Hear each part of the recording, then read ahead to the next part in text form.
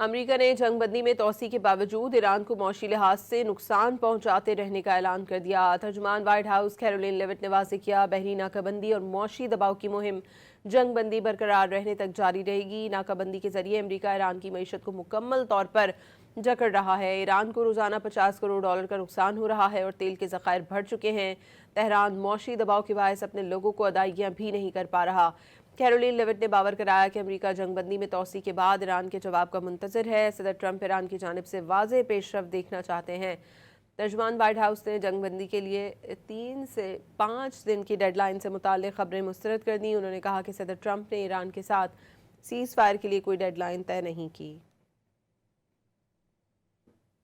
As we await that response, there's a ceasefire with the military and kinetic strikes, but Operation Economic Fury continues, and the effective and successful naval blockade continues as well of ships and vessels that are moving to and from Iranian ports. We are completely strangling their economy through this blockade. They're losing $500 million a day.